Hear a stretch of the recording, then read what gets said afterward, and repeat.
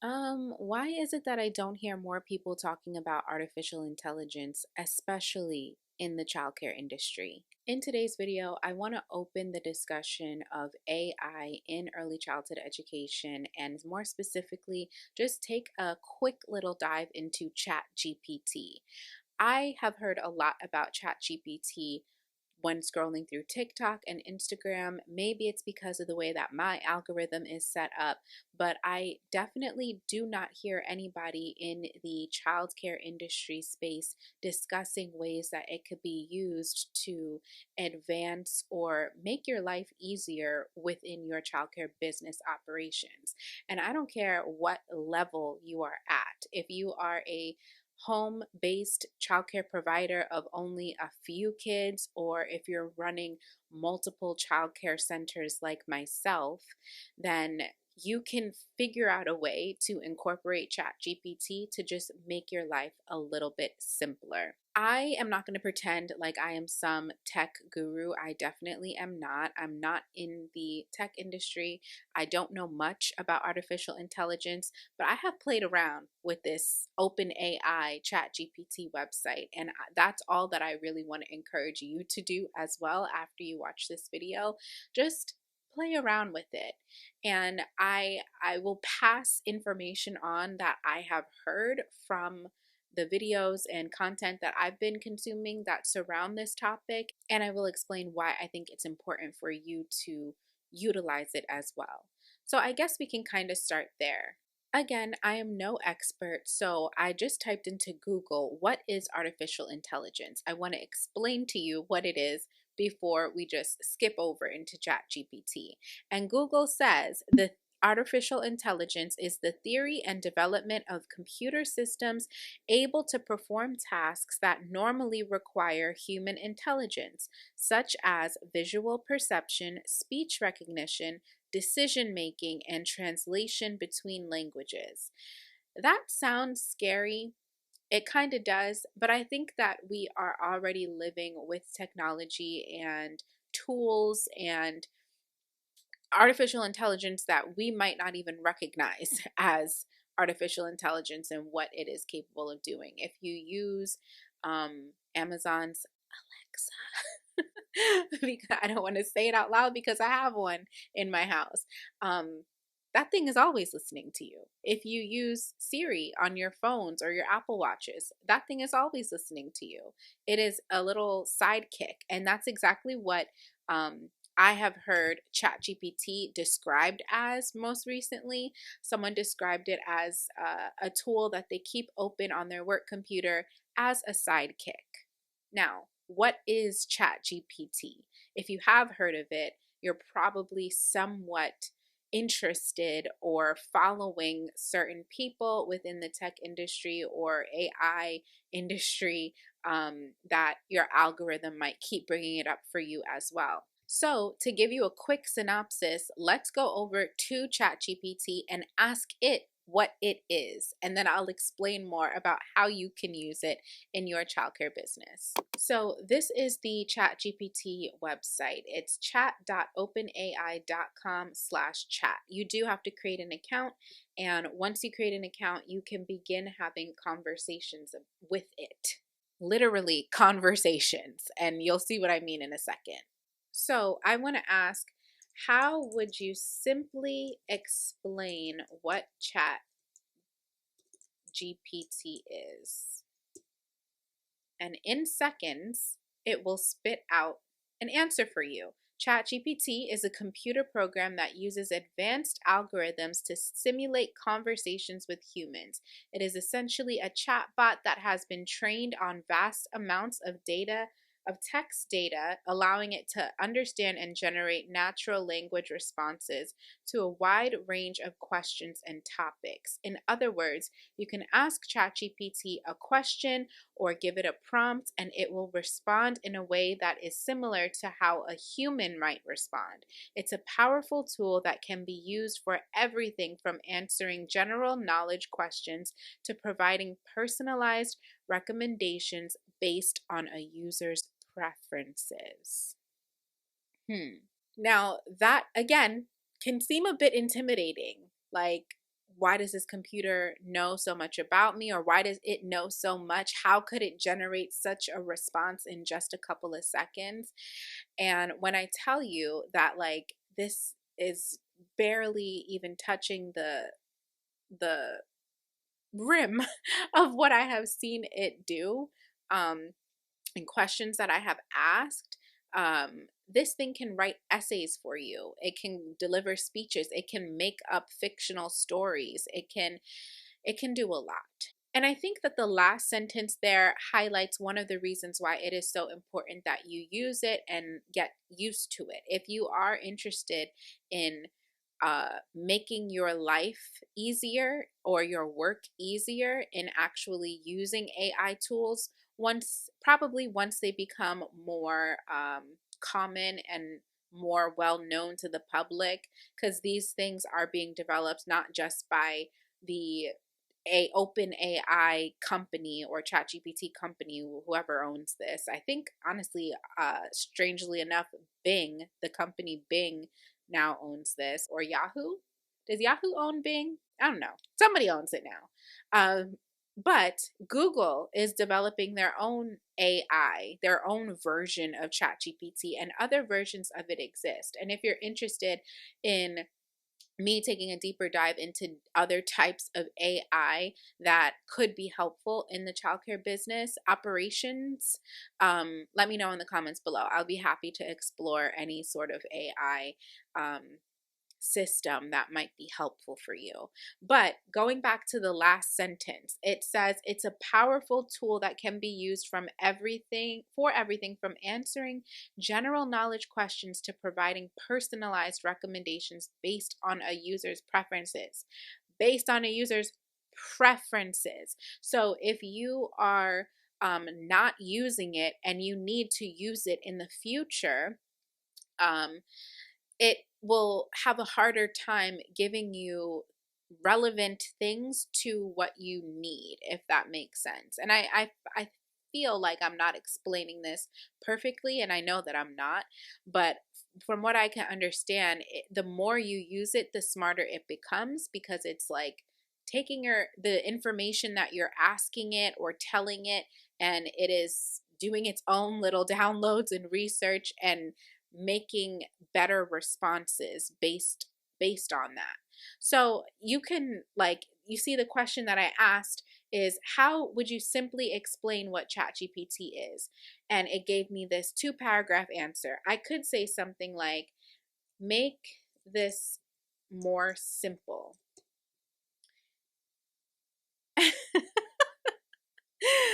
And here we go. 2 sentences. ChatGPT is a talking robot that can answer questions and chat with people like a human. It has been trained on lots of information to help it understand what people are saying and give good responses. Can't get more simple than that. So now, how can we use this in our childcare business? Like I said before, I am a multi-site childcare business owner. I have 3 childcare centers and counting in the state of New York.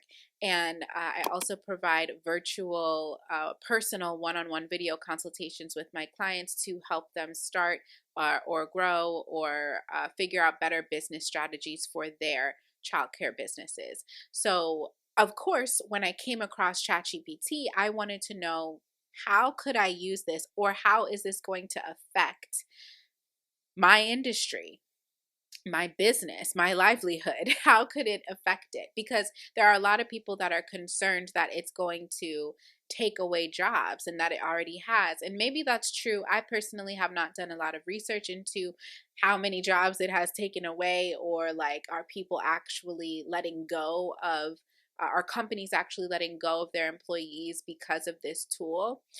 What I can say for myself, I'll start off by saying that the first thing I thought about when playing around with ChatGPT is that it could be used for newsletters. In previous videos, and I'll try to link it in the description of this one so you can watch it, I talk about how important it is to keep a email list or a house list, or whatever you want to call it, an email list of all the people that ever contact your childcare business.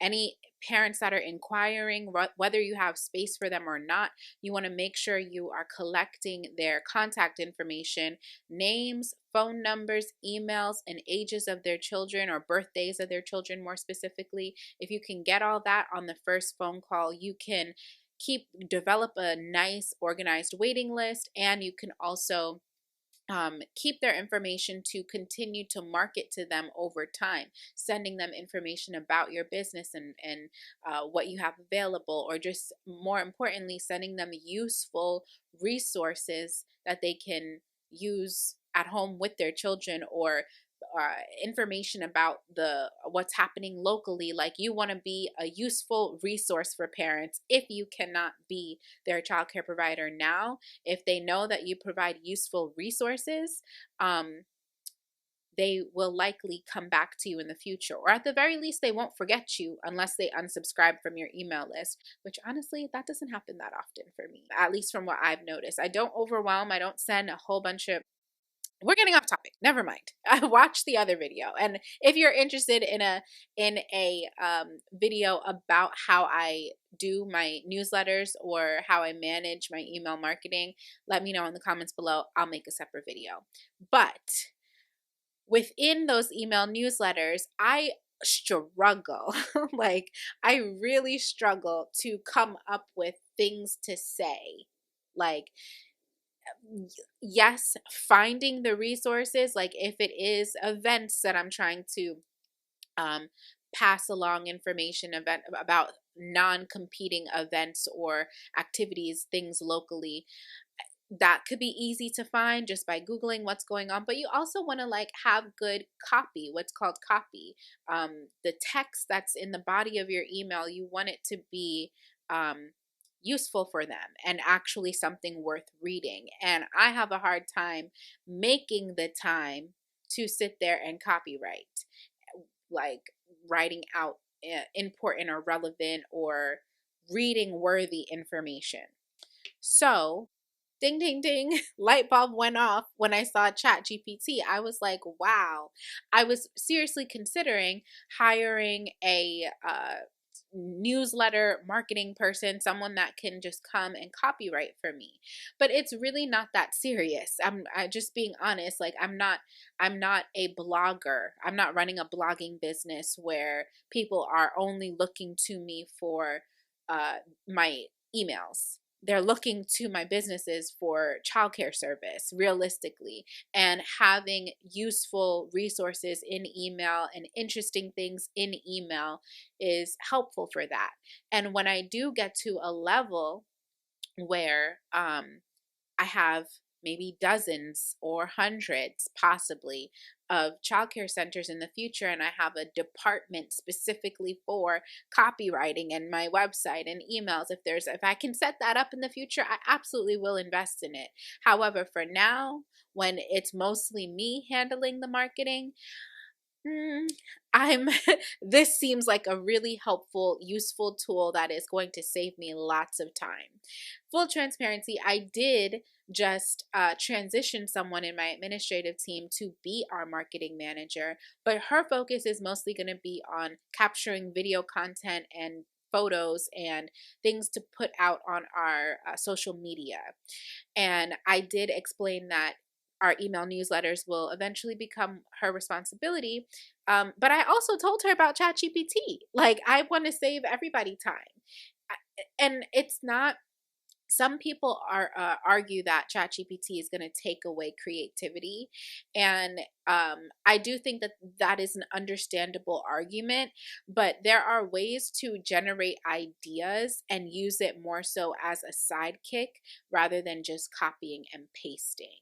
So, for example, going back to ChatGPT itself, it is currently March and it's Women's History Month, and I might want to do a newsletter about women's history. I'm going to open up a new chat because just to keep it more organized, and I'm going to say, create a short article about Women's History Month.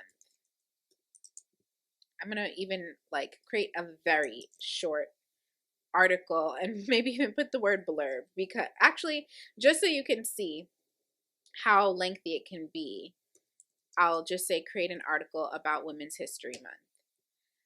And it is going to take a couple seconds, and then it will just start spitting out a whole bunch of information about Women's History Month.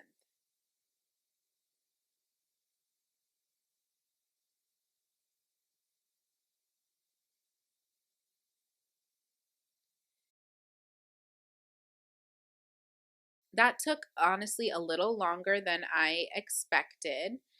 However, I didn't say for it to be brief.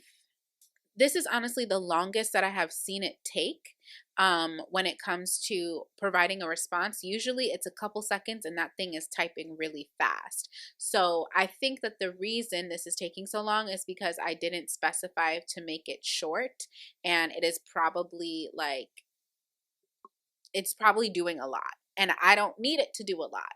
So I am going to hit the button that says stop generating, because I know that this has gone into a lot of detail that I don't really want to pull out and put into my preschool parents newsletter.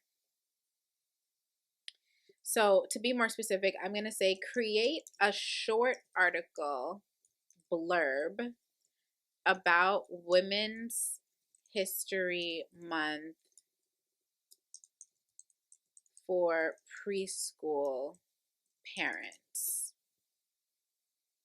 Okay, that's a lot faster. As parents of preschoolers, it's important to teach our children about the contributions of women in history and society. March is Women's History Month, a time to celebrate the remarkable achievements of women throughout history.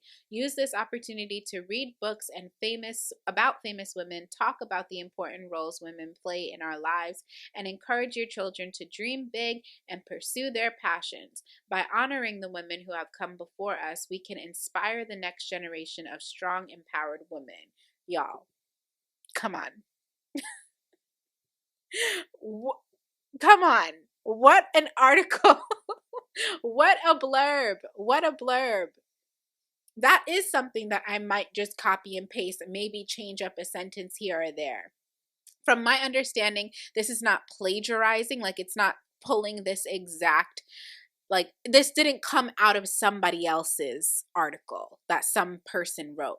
It's being pulled from the vast majority of the internet and pieced together. I see it as a competitor for Google, and I've seen a lot of people explain it that way as well. Like when you want to Google, if I were to Google, um, how, like, you can't even Google this. I can't even put into Google create a short article about Women's History Month. If I wanted some inspiration, I might type in something like, give me information about Women's History Month or women's history in preschool, and maybe other people's articles would pop up, and I might take some notes from there and like put something together. Like this just did all of that for me. I'm just like I'm relieved. That's how I felt when I saw this, and I saw how it could be used for something as simple as helping me save time on my newsletters. I felt relieved. Now, there are people, students specifically in middle school, high school, and college, that are using ChatGPT to write essays because it can spit out essays for you. You can ask it for a specific amount of paragraphs. Like there's people using it to cheat on their exams that relate to essays.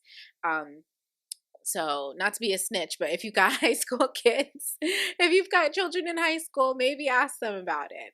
But I do know that teachers and university like professors have their own tools. Like there's a website that you can copy and paste a student's essay that they submitted to you, put it in that website, and it will give you an estimate of how a percentage of how much of this would likely be generated as an AI response. So that catches AI generated essay responses and, is supposed to prevent students from cheating in that way because there's a tool that can prove that it was an AI response.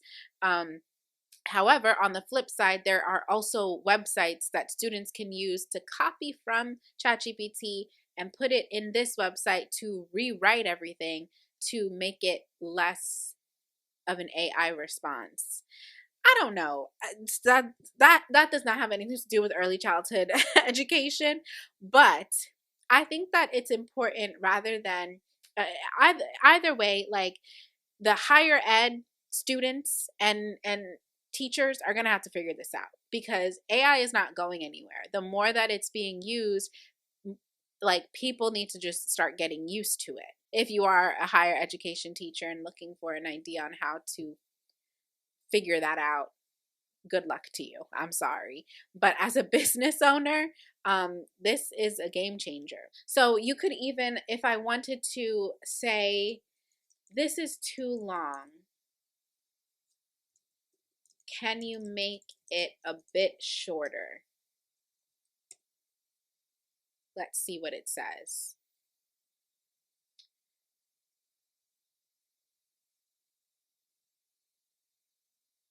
March is Women's History Month, a time to celebrate the achievements of women throughout history. As parents, we can use this opportunity to teach our preschoolers about the important roles women play in our lives and inspire them to dream big.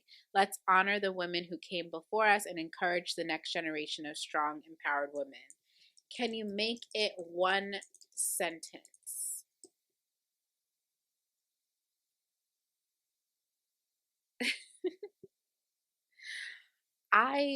This is useful in so many ways. I also struggle to write captions for social media posts, especially posts like this. Like when it comes to special celebrations, holidays, like I it takes a lot of time for me to sit there and think about what would be a cute, funny, or creative or educational, informational thing to say about this topic, especially if it's a holiday or something that I'm not too familiar with. Like we try to be all inclusive with our celebrations at our centers. We try to celebrate every holiday and inform and educate our students and our families on every holiday, even if they don't celebrate it. If they're open to receiving that information, we share it and we make sure that everybody feels included. Diversity is one of our company's core values. So, with that, sometimes with holidays and celebrations or cultural experiences that I'm not used to, I find it hard to like share on social media or in newsletters about it. And yes, I will continue to do my research and educate myself, but when it comes to making something sound good and saving time, because as a multi-site childcare business operator and consultant, I'm extremely busy every day. This is a great little sidekick. That's all I'm saying. That's all I'm saying. It's a great sidekick. It's not copying anybody else's personal work. It's just easy to use. So going back to the topic of this video specifically, how can you use this in your childcare business? One, you could use it for your newsletters. Two, you could use it for captions in your social media content. And for me, three, I would use it for ideas when I'm stuck. Literally, whatever you're going to Google, you could put it in Chat GPT and it will give you your answer in a quick, more simple way instead of you having to filter through ads and filter through multiple articles or websites. ChatGPT is just going to give you the answer. So, for example, if I wanted to say, honestly, how do I open a child care center in New York State? Let's see what it says.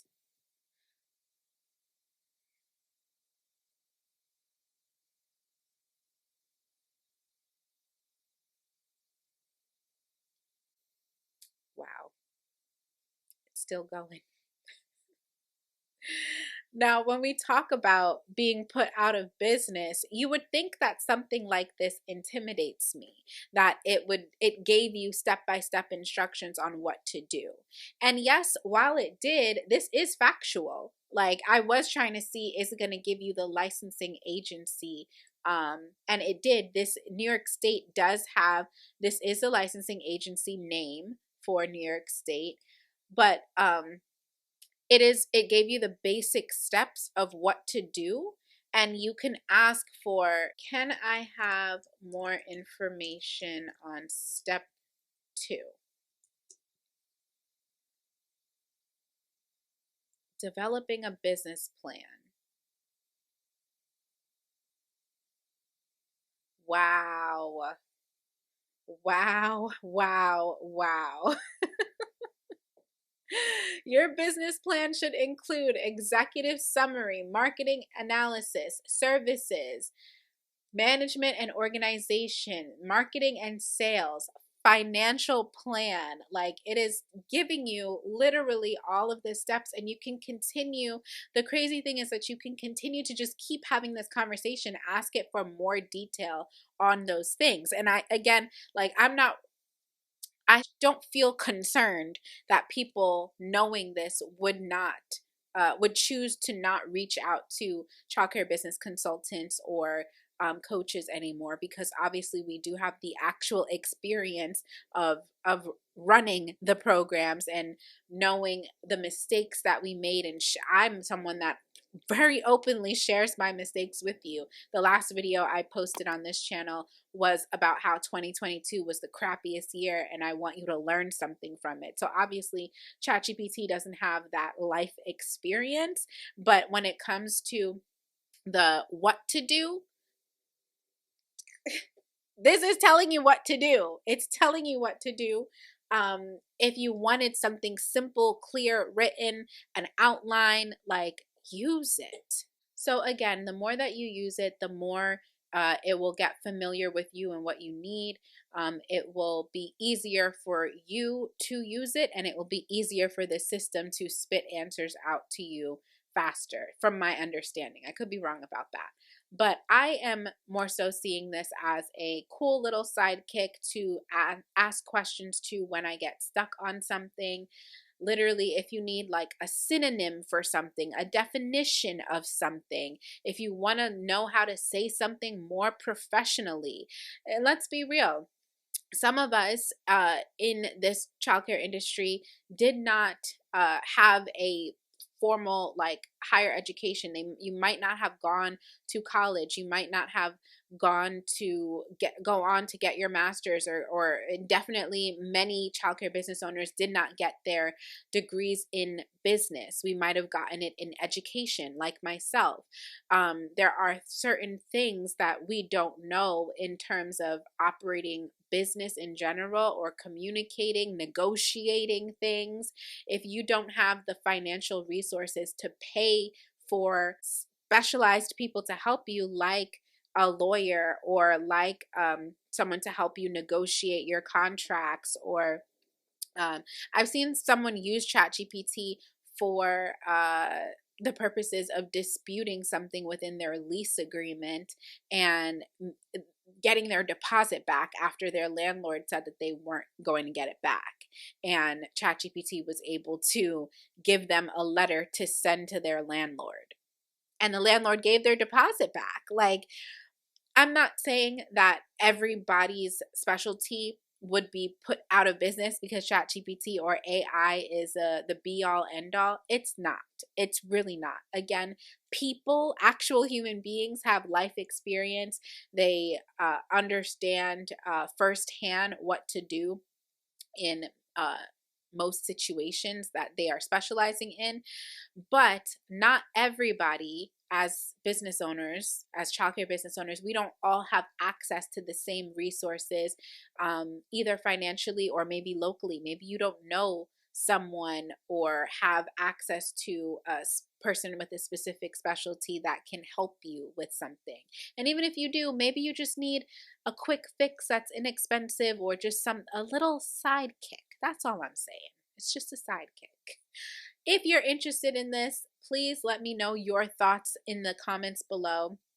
I did see a different AI tool that was basically a simulator. You could put upload photos and videos of yourself into the computer to have it be a simulator of sorts.